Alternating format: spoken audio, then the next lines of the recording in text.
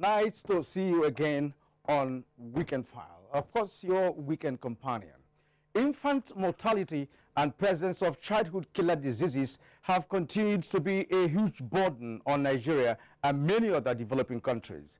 This is a situation where many children don't live to celebrate their first birthday, perhaps due to lack of medical treatment or preventable measures that can stop the children from contracting the diseases responsible for their premature deaths. Top on the list is pneumonia and diarrhea, plus preterm birth complications requiring integrated management. Experts say the biggest challenge confronting nations wanting to cut mortality rate is lack of robust healthcare infrastructure and qualified professionals.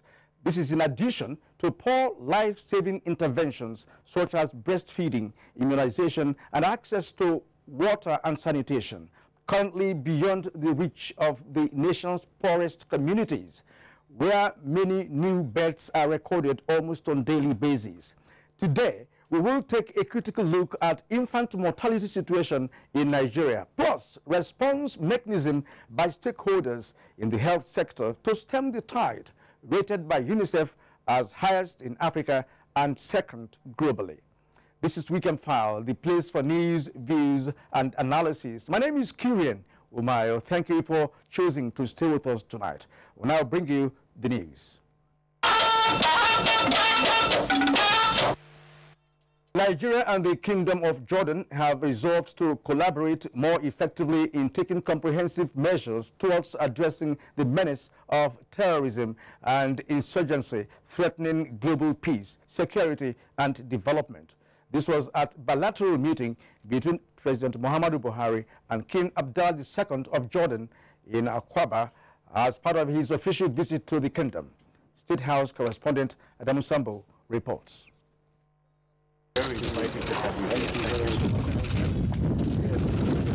This is the fourth formal engagement between President Muhammadu Buhari and the Jordanian monarch King Abdullah II, and on all the occasions meant to deepen relations between their countries, ways and means of confronting issues of terrorism and insurgency took center stage. This one, taking place for the first time in either of their two countries, was not different.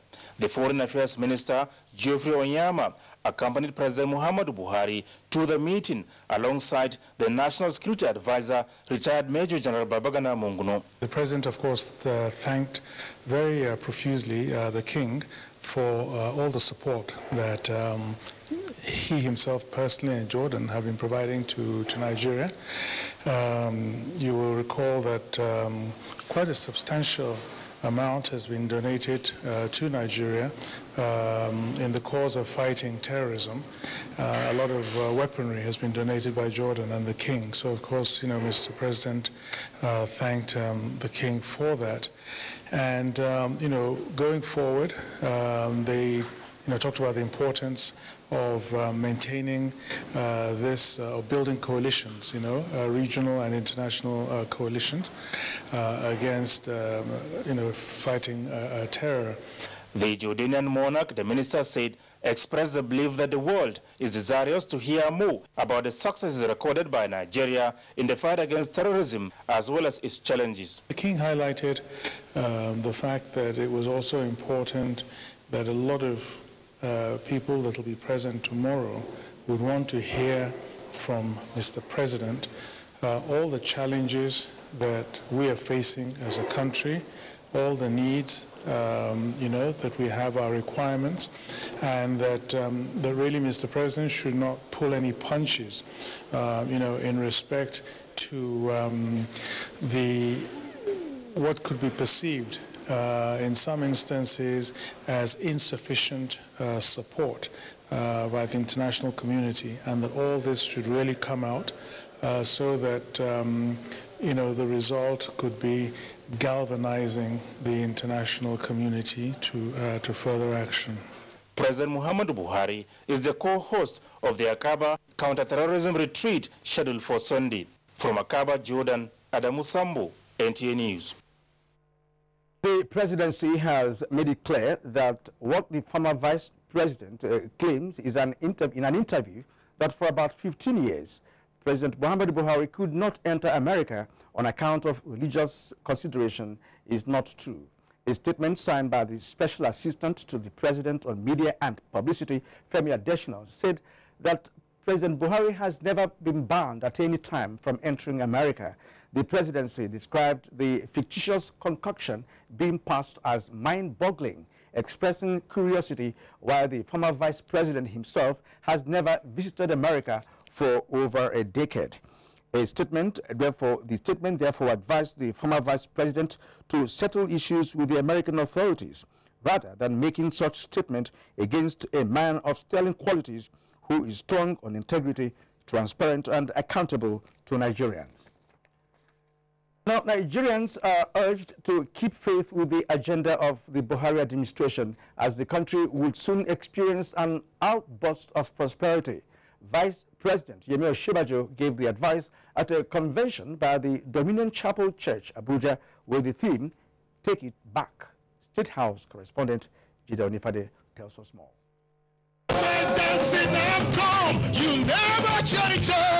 For some Nigerians, it may be hard to believe that there could be quick recovery from the socio-economic and political shortcomings as being experienced in recent time in the country. But Vice President Yemi Osinbajo assures that the Buhari administration has put in place measures to turn things around for the better. And there have been many locusts and many caterpillars and many of those who wanted to eat these countries with a bone and destroy this land. But they cannot succeed because this country is in the heart of God. Quoting from relevant scriptures to buttress this assurance, the Vice President says Nigerians should start rejoicing as trying times are almost over, with the nation taking back all it had lost. Our country will recover every single thing that it has lost. Our country will go to prosperity. This country has never truly prospered. That's the truth. It has never truly prospered. The vast majority of our people have lived in poverty. The vast majority. For years and years and years. But the time of prosperity has come. There were prayers for divine intervention in individual life and the life of the nation. In Abuja, Jide Onifade, NJ News. There are more calls for concerted efforts towards sustainable peace in Nigeria and the world at large. This came from the Archbishop, Catholic Archdiocese of Abuja, His Eminence John Cardinal Oneko, at an Advent cocktail for heads of diplomatic missions and their spouses, which held at the Cardinal's Court in Abuja. He also urged improved diplomatic ties between nations of the world. I'm thanking God for the peace that we are enjoying in this environment. I'm praying that the same peace will go around the whole world. As we sit here quietly, we cannot forget to think about many parts of the world where it is not so quiet. Among these people of goodwill, there are also the diplomats, because at the end, the work of the ambassadors and their collaborators is to foster the peace among the people. It's good to have an exchange of views in a rather nice and pleasant atmosphere. So I'm very happy to be here. The cocktail was also an avenue to bring the global community in Nigeria together to address issues concerning security and peace in the country and the world at large. The Advent cocktail is the third in this series. Participants at a one-day think tank conference on policing in Nigeria are advocating national security policing that adopts community policing as the internal security model in the country. Abdullahi Ajia reports. For long, the issue of community policing has been a major debate in Nigeria, as some are in support while others see it as alien. Participants at the think tank forum, convened by the National Institute for Policy and Strategic Studies, NIPS, say community policing has been in practice in the local communities in the country long before colonialism. Community policing is a concept that is fast gaining ground in Nigeria, especially among the police. It's necessary for me more security organizations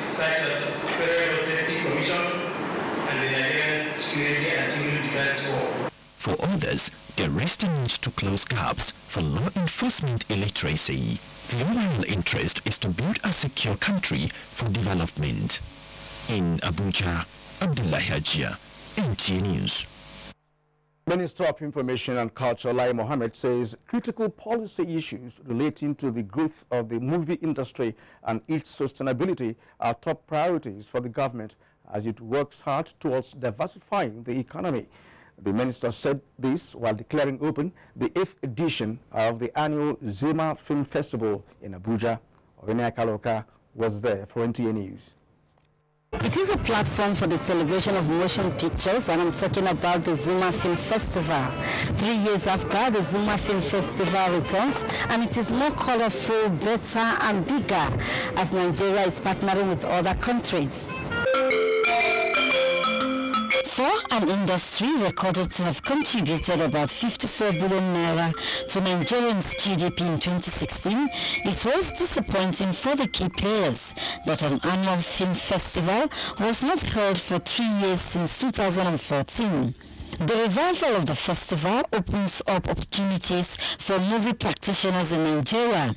Minister of Information and Culture emphasized government seriousness to support the industry.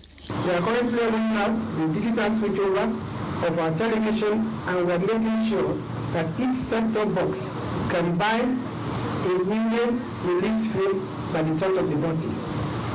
With 24 million TV households, this will be a media distribution base for our films. The enormous impact of Nollywood can never be overemphasized. We hope that through these film festivals and markets, it will further be strengthened. This year's festival is in collaboration with the Moroccan government. 2 movies from Nigeria and Morocco were screened as the Minister of Information and Culture lifts up the Christmas tree. Winaya Kalu Oka, NTA News. Meanwhile, former head of state, General Yakubu Gowon, has urged filmmakers to use their craft to shape opinion, propose and set agenda for government, as well as mobilize citizens to work for the good of the society. General Yakubu Gowon said this at the Nigerian Film Corporation's annual film lecture in Abuja. Musa Abubakar reports. The challenges of security, socio-political turbulence occasioned by persistent militancy has in recent times posed threat to Nigeria's peaceful coexistence and development. This, observers say, could have been avoided if citizens are being guided by lessons of the past. The annual film lecture series with a theme sustaining socio-cultural and political integration in Nigeria, the Film Perspective presents a platform for players in the industry to use film as a veritable tool to unite and enhance the growth of the country. I believe that the industry has the power to encourage citizens to see themselves as Nigerians and friends of Nigeria.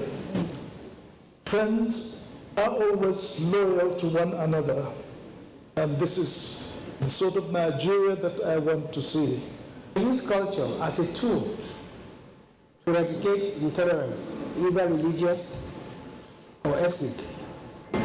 Our administration in Lagos State is committed to the vision of enhancing the development of the film industry for an effective role in the global arena. Presenting a paper, Professor Yemi Saka observed that film not only depicts existence and culture of people, but also contributes significantly to the nation's economic growth, urging the federal government to continue to create an enabling environment for filmmakers. Contributors appeal to key players in the film industry to do more to project a proper understanding and accommodation of Nigeria's diversity. In Abuja, Musa Abubakar, NTA News. States have been called upon to educate members of major markets to establish microfinance banks to serve as catalysts to reduce loss of money occasioned by theft or fire incidents. The Managing Director, Nigeria Deposit Insurance Corporation, Alhaji Omar Ibrahim, gave the advice at the NDIC Special Day during the 38th International Trade Fair in Kano. Hassan Barrow reports. The Nigerian Deposit Insurance Corporation is an independent agency of the federal government charged with the mandate of protecting depositors' money and guaranteeing settlement of insured funds. It is in the light of this that the agency is participating in the 38th Kano Trade Fair in order to showcase its contributions towards the safety, soundness, and stability of the nation's financial system. This year's Kano Fair has the theme, Reinvigoration of Micro, Small and Medium Enterprises, a key for effective development of the Nigerian economy. The Managing Director, NDIC, Umar Ibrahim, said the theme can only be achieved when teaming youth are sensitized on the importance of venturing into micro, small and medium enterprises. To save their monies and to generate their own funds through hard work.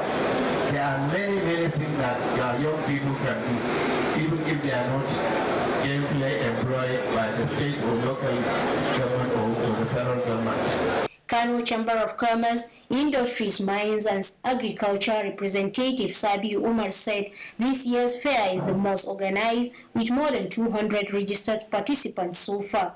The NDIC Day also featured presentation of gifts to lucky deep winners, cultural entertainment, and visit to NDIC stand by distinguished guests to see the products of the corporation.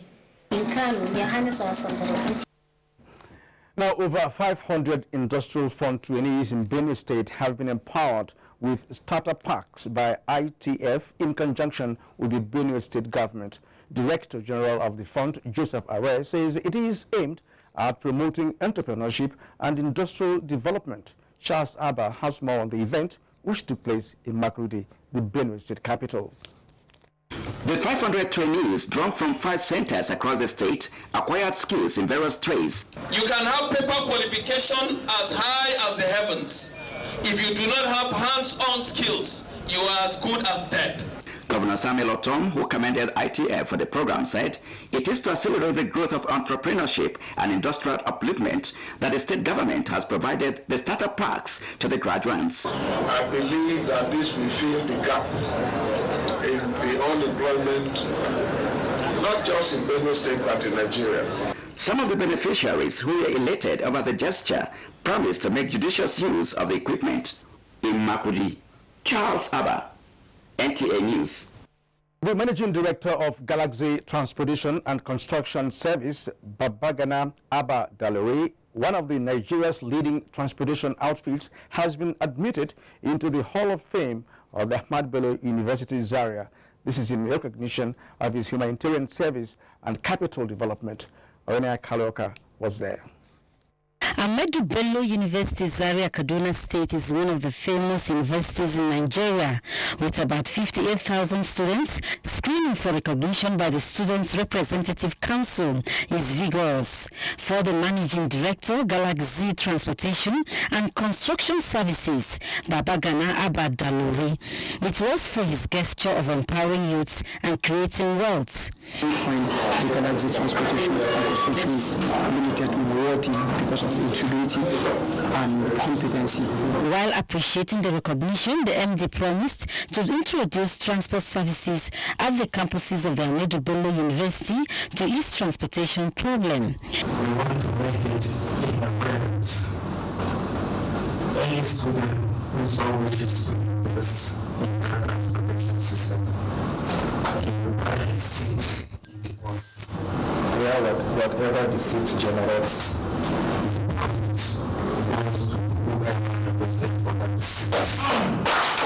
for the youth, it is not a matter of taking drugs that will give them all the wealth that they require, but a matter of being integrative, being respectful. And he's a person that I think we should look onto. Galaxy Transportation Services is a limited liability company and one of the fastest growing companies with interest in construction, mining among others. Oyinaya Kalo Oka, NTA News. Well, thank you for staying with us on Weekend File up to this moment. Infant mortality rate is approximated across the globe because it is assumed that the lower it is in a country, the wealthier that country is. So it is viewed as suitable basis for comparison between countries regarding health status. And that's how important the issue is. And our correspondent will bring us up to speed with latest development on infant mortality issues across the country. And that's up ahead.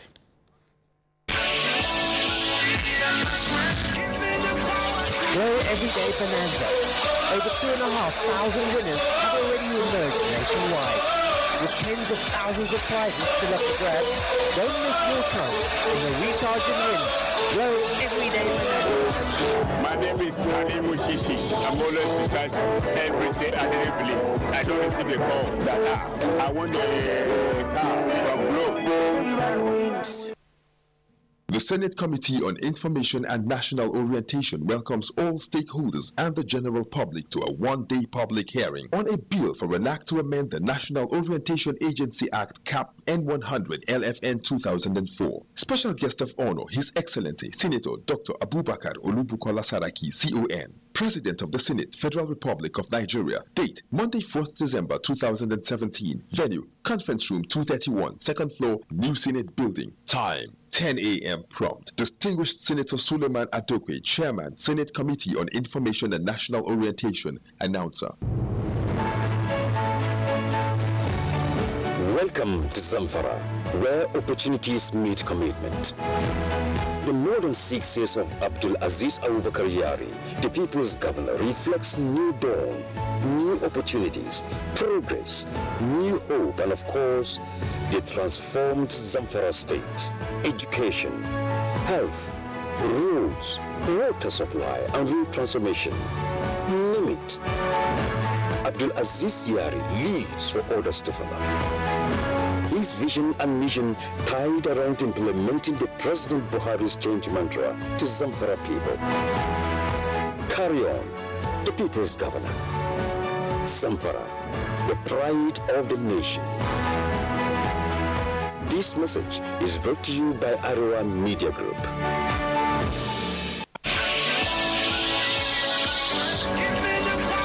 Grow Everyday Bonanza. Over 2,500 winners have already emerged nationwide. With tens of thousands of prizes still up for grabs, don't miss your chance in a recharge and win. Grow Everyday Bonanza. My name is Ali Mushishi. I'm always recharged every day. I didn't believe. I don't receive a call that I want a car from Globe.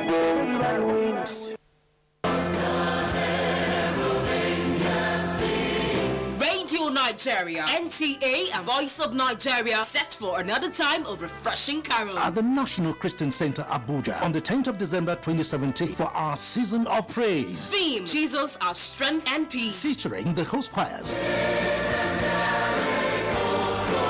Other choral groups include the Can Choir, Foursquare Gospel Church Choir, and Special Women Church Choir. Christmas message will be delivered by Reverend Felix Modoe, General Overseer, Foursquare Gospel Church. The event will be graced by notable Nigerians, including His Excellency Vice President Professor Yemi Osinbajo, SAN. Red carpet starts 1 p.m. prompt. The event slated for 3 p.m. prompt will be broadcast live. Free transport will be provided around 4 strategic locations. Keep a date with Radio Nigeria, NTA, and Voice of Nigeria on the 10th of December 2017. Certainly, you'll be glad you did.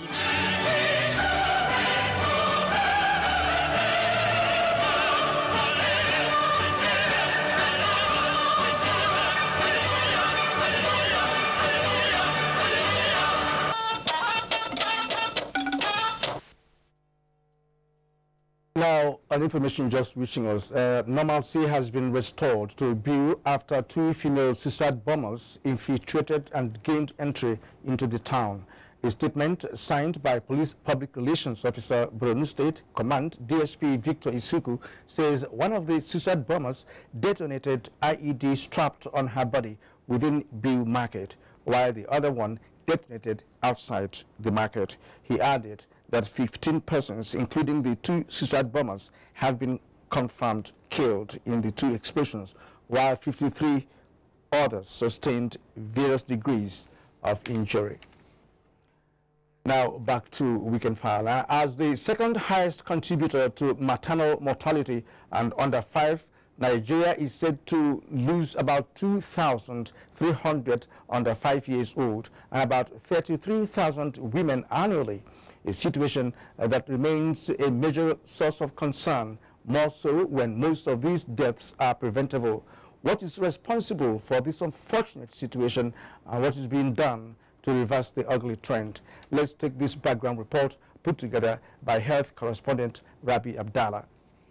According to UNICEF's report, every single day, Nigeria loses about 2,300 under 5-year-olds and 145 women of childbearing age. Poverty, child marriage, home delivery without assistance or use of a skilled birth attendant, cultural and religious opposition to family planning, lack of skilled health providers, poor infrastructure and lack of commodities are some of the factors identified as consistent contributors to Nigeria's poor maternal health outcomes. Very good policies Nigerian have on issues of maternal and child health. However, how is the implementation, the health financing of our health system? It's something that we need to look into.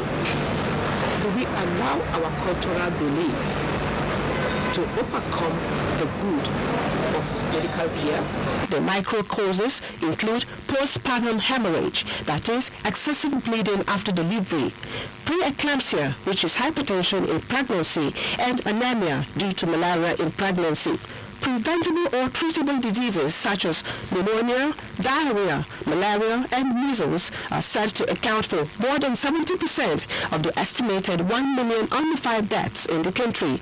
Just as malnutrition is a critical underlying factor, it is important to note, however, that wide regional disparities exist in maternal and child health indicators, with the northeast and northwest two political zones of the country having the worst figures. So what we've done is to set up a task force. We call it Task Force on Accelerated Reduction of Maternal Mortality. What we also do is to make sure that we expose them to supervised care in pregnancy and delivery. For infant mortality, we are promoting exclusive breastfeeding.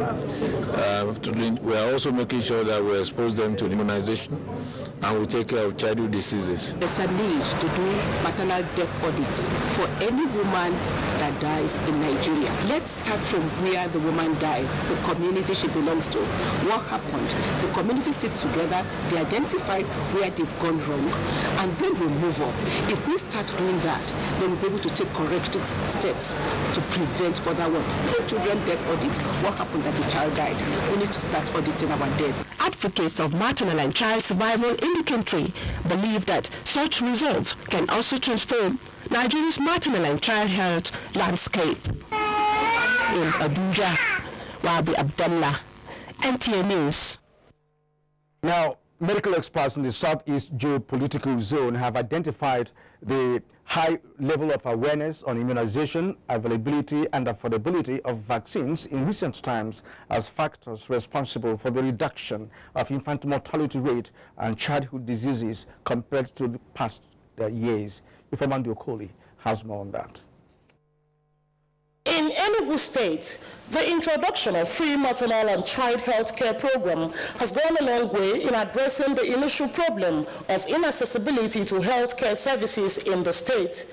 This program enables children under 5 years of age to access health care services in any of the public health facilities across the state. The Director of Public Health in Enugu State Ministry of Health, Dr. Okechukwu Osai, said one of the major causes of diarrhea in children under 1 year is rotavirus, which vaccine, he said, is yet to be included in the normal routine immunization schedule. Dr. Osai pointed out that Enugu State no longer record cases of death since the last measles campaign, as health experts have resorted to case-based surveillance in measles. In Abuja State, medical experts say the level of awareness on immunization has increased, as well as the importance of keeping clean and healthy environment, but the level of infant mortality and childhood diseases is still on the increase due to a wide area of coverage, as many people have no access to health care. Also, the sociocultural factors has become a challenge as some mothers still run to prayer houses in place of hospitals at critical health conditions. It's decreasing. Why it is decreasing is because of immunization. But even at that, the coverage is nothing to write home about because the coverage of immunization is just about 26%. They said among the childhood diseases, malaria, poliomyelitis, and measles remains the major killer diseases of children in Aba, Abia State.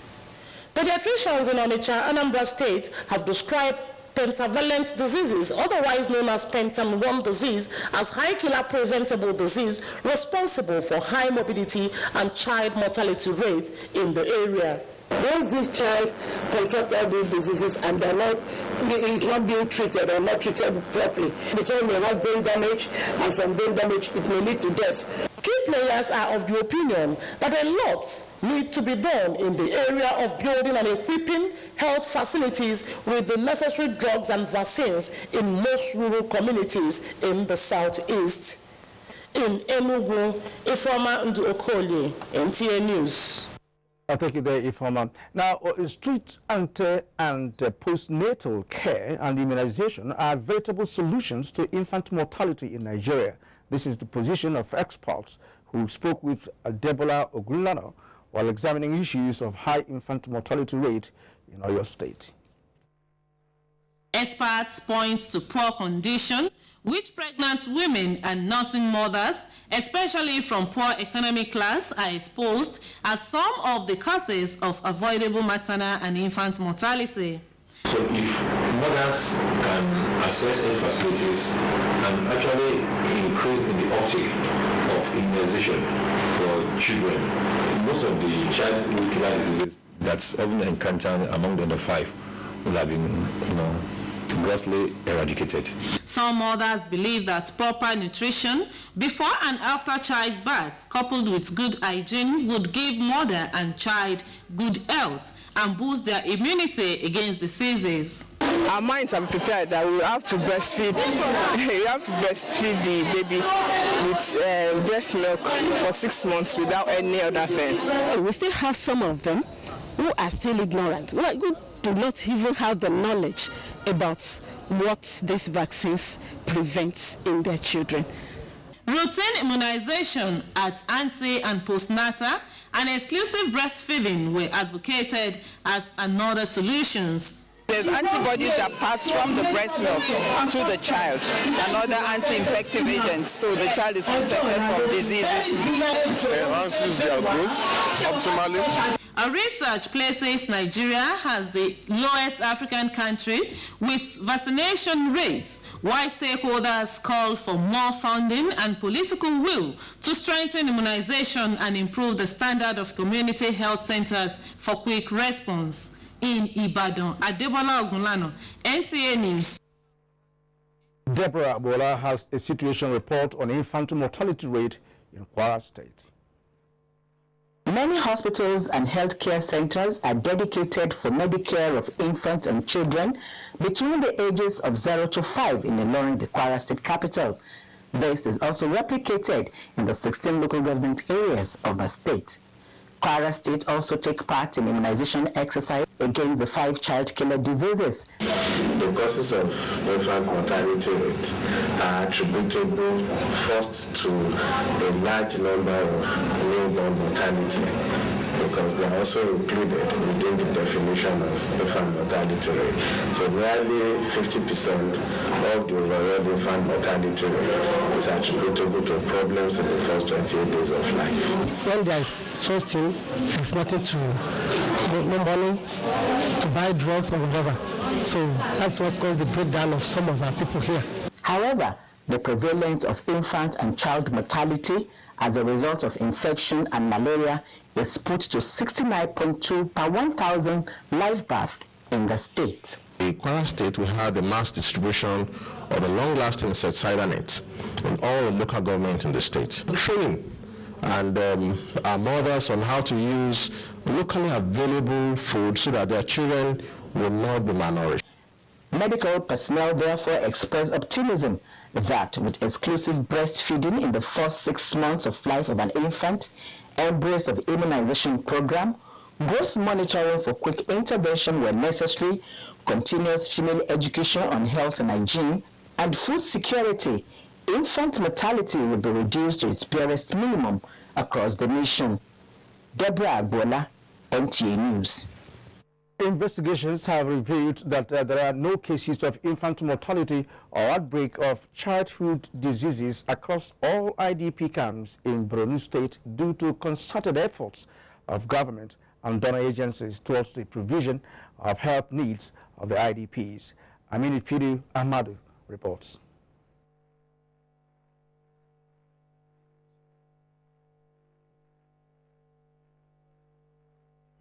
Stringent measures are being taken by governments both at the federal and state levels, as well as other international donor agencies in ensuring that the healthcare needs of IDPs are well attended to.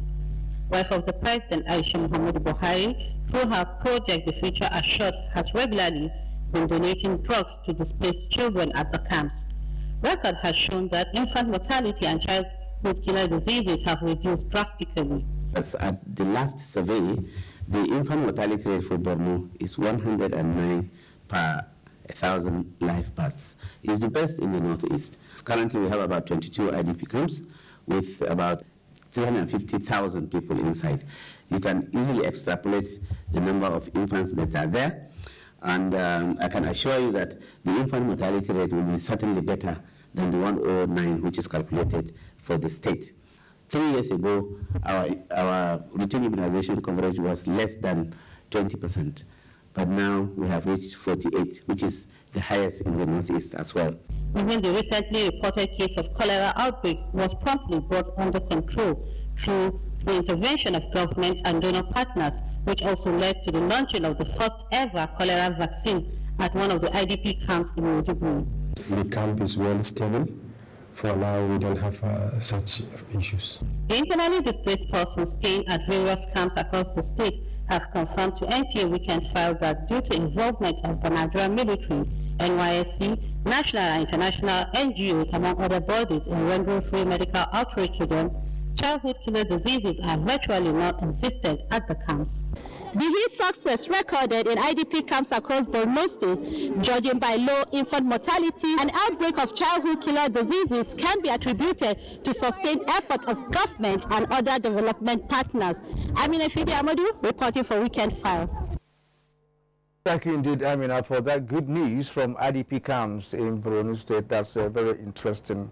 Now, a critical appraisal of infant mortality rate with an expert, Dr. Faisal Shaib, who is the Executive Director, National Primary Healthcare Development, will be coming to you soon. Don't go away. From 1967 to 1970, Nigeria went through a horrifying civil war. It didn't matter who was wrong or right. Everybody suffered. Those who fought that war say it should never happen again. So a lot of people will say, but you were leading the first one. Yes, I led the first one. I don't think a second one is necessary. We should have learned from that first one. Otherwise, the dead would have been to no avail. It would all have been in vain. The words of our elders are full of wisdom. This is a public service announcement brought to you by NTA. Thank you so much for inspiring greatness in me, Alaji. Alaji? I am just rehearsing here. Rehearsing for what? A life-changing and inspiring meeting. With who? Alhaji Aliko Dangote. With the FGNI app and just 500 Naira, you stand a chance to meet one-on-one with Alhaji Aliko Dangote, Africa's richest man, and win cash prizes. As the Be Inspired meetings give Nigerians a chance to meet one-on-one with icons. To qualify for the draw, download FGNI app from Apple Store or Google Play Store.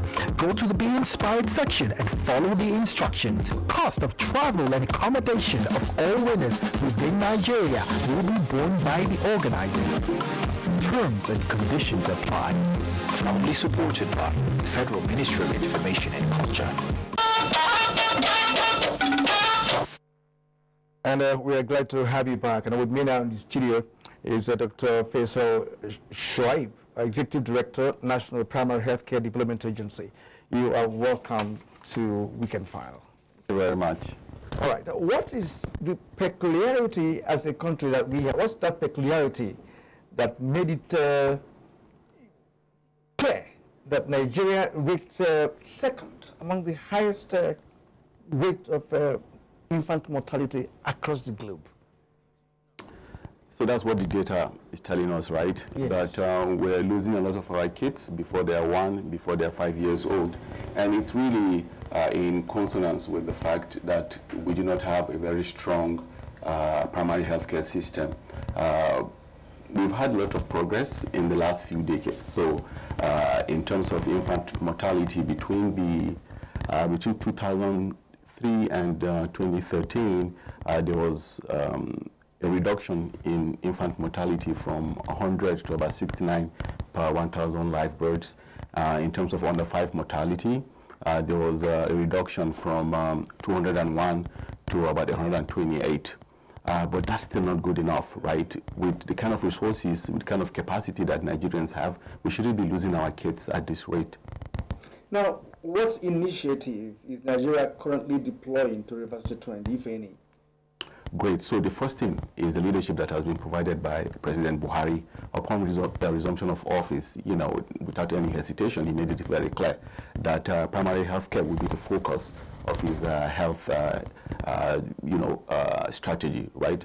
And he went further to say he has figured that the weak link is among the vulnerable and the people who are underreached, right? And he charged the Federal Ministry of Health to ensure that that gap in access to primary health care is closed.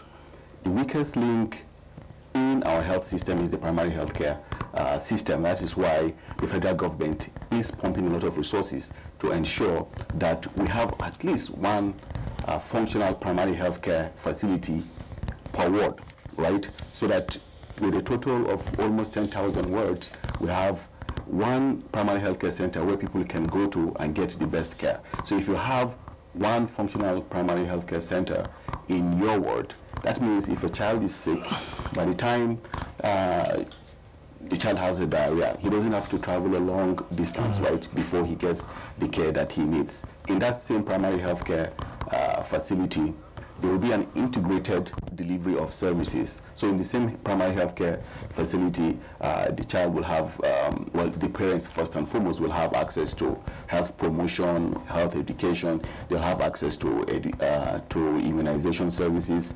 They'll have access to nutritional services. They'll have a whole composite intervention to the family as a whole. That is what primary health care is about, providing high quality care where people live and work. To what extent has this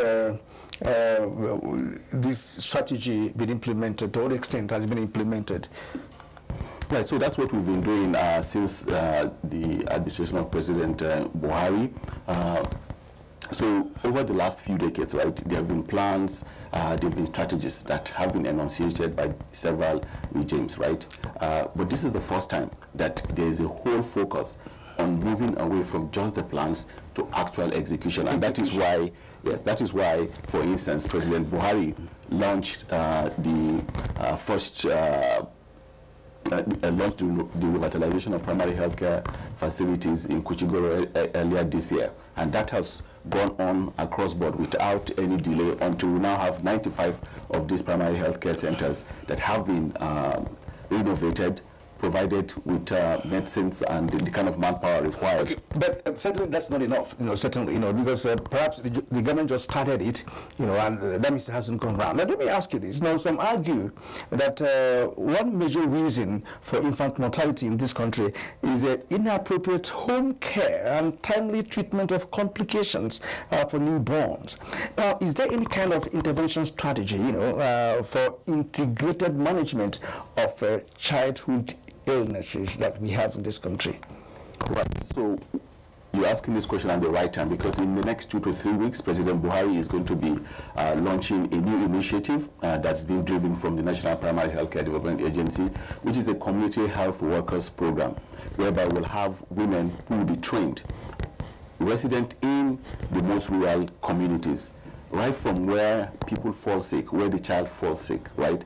They will provide education, they provide information to the mothers around how these kids can be managed. So for instance, if a child has diarrhea, right, they'll teach the mother how to prepare the salt sugar solution. And in some cases, they'll actually have the ORT sachets and give it to the mother. They'll teach mothers how to do exclusive breastfeeding, so that for the first 6 months of a child's life, the child takes only breast milk, so that the child doesn't have contact with diseases. They will also encourage mothers to take their kids to the health facility and get the immunizations that they need to prevent diseases.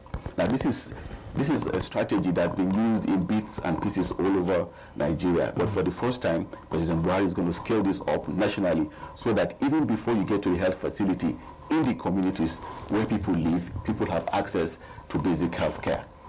All right. Now, another issue is that of having a skilled manpower in the health sector that can handle this. And again, let me just add another question. Now, what is your reaction to the reported case of drug failures, especially very critical drugs required during childbirth? For instance, oxytocin, I hope I got that correctly, given to women to stop bleeding after delivery. Yes, so oxytocin is very critical, right, when it comes to managing deliveries. And we've been working with NAFDAC to ensure that there's a reduction in the quantities of these drugs that find their way to the health facilities. And I think in recent terms, what the data shows is that there's been a drastic reduction in some of these fake drugs. So we are making a lot of progress in ensuring that those fake drugs don't reach our women. Are they fake drugs or expired ones? For the most part, expired drugs are not used in most of the health facilities, because people are now being trained around the fact that they have to check the expiry date, they have to check the shelf life of drugs before they administer them. So what we've seen in a few years ago were actually fake drugs, and it's a great thing that NAFDAC has stepped up and is ensuring that all the barriers are now in place to ensure that these drugs do not get to our health facilities. Now let's talk about the availability of vaccines meant to prevent those child killer diseases. Are they available? Absolutely. The lack of vaccines used to be the story of the past. Since 2014, 2015, when we had the last stock out of vaccines, we've not had that same problem. Now we have adequate vaccines in all the health facilities. We have adequate transportation and logistics system to ensure that vaccines move from the central stores to the health facilities. The biggest challenge really is not now the availability of vaccines. The federal government provides the vaccines free of charge to everybody in Nigeria. The issue is... Are they accessible to women living in the hinterland, for instance? So the issue now is, how do you convince women that these vaccines are important for them, that these vaccines are important for their children? There's still a gap in terms of awareness, and that is what the federal government is doing. How do you intend to fill the gap? Exactly, so that's what the federal government is doing. We have, I'll give you an example, with the polio eradication campaign, right? There was a lot of misinformation about the safety of polio, the oral polio vaccine. What we did was to go back to our communities and engage with the traditional leaders. So the traditional leaders, community leaders, are now stepping up, like they've done with the polio campaign, and they're providing information to their community members about the usefulness of vaccines. And then we're also collaborating with media organizations, with both print and electronic media to spread the word around that vaccines are the most important public health intervention that we've seen in this century. They are the cheapest form of prevention, and if you're able to provide vaccinations to children, then you see a drastic reduction in infant and child mortality. Now, let's take a viewpoint to Bauchi. There's a reported outbreak of disease in Bauchi State. What kind of intervention has gone in there to check the disease, if you are aware of it anyway? Right, so we've had reported cases of, suspected cases of yellow fever, We've had also reported cases of meningitis, but these have not been confirmed so far. The NCDC is already on ground investigating the nature of these diseases, and we're collaborating with them. If this disease turns out to be a vaccine-preventable disease, then that is where the National Primary Healthcare Development Agency, now comes in and mounts a vaccination campaign. Like you showed in the report earlier, when we had a case of an outbreak of cholera in Borno, well, that is where, working with the Nigeria Center for Disease Control, the National Primary Healthcare Development Agency actually rolled out for the first time anywhere globally the oral cholera vaccine. So before it became a huge outbreak, NPAC, they worked with other partners to ensure that the cholera outbreak was stemmed. What is the situation now in Bauchi? Has anything happened there? Yes, so we're still waiting for initial reports from the to determine the disease in question. Exactly, to confirm the nature of the disease. Okay. Thank you so much for being part of this program and for, of course, sharing your time with us. Dr. Faisal Shaib is Executive Director, National Primary Health Care Development Agency. Thank you once again for your time. This is Weekend File on the network service of the NTA. Coming up next is sports and, of course, more stories. Stay with us. The National Agency for Food and Drug Administration and Control, NAFDAC, is working to ensure access to safe, good quality essential medicines with the World Health Organization pre-qualification of made in Nigeria pharmaceutical products, stiffer penalties for fake drug offenders with a review of NAFDAC laws, national, regional, and international collaborations, cutting-edge technologies, including the mobile authentication service. For the last 24 years, NAFDAC has made steady progress in ensuring that the health of the nation is protected. Our collective responsibility is eliminating substandard, falsified, and unsafe drugs, medical devices, foods, and water. I urge all Nigerians to support NAFDAC in safeguarding our health. God bless Nigeria. Let us support NAFDAC to win the war against fake drugs and other unwholesome regulated products. NAFDAC, safeguarding the health of the nation. Sir Abubakar Tafawa Balewa, Dr. Nnamdi Azikiwe, Sir Ahmadu Bello, Chief Obafemi Awolowo. These patriots worked together to achieve independence for one united Nigeria. Although some may say Nigeria is a mistake, we all know that the Almighty never makes mistakes. God has not made a mistake by bringing us all together in the way that He has brought us together. God has put us together here so that we can build a community that will be an example to the entire world. One nation bound in freedom, peace and unity. Nigeria, one nation, one people. This is a public service announcement brought to you by NTA.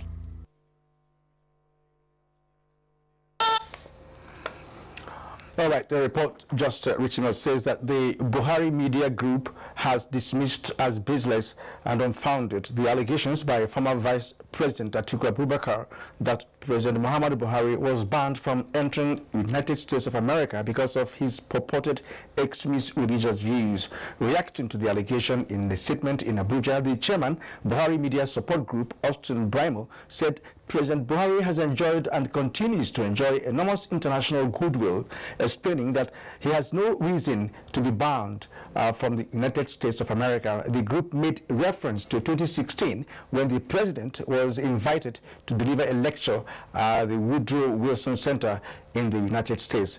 The group advised the former vice president and other political elites to play fair politics and avoid dragging the president's name in the mud for political advantage. Now, Nigerians react to Super Eagles World Cup pairing from Russia 2018 as Boside Odusayo and Jaru Aziz win 49 Toju made Okoya Thomas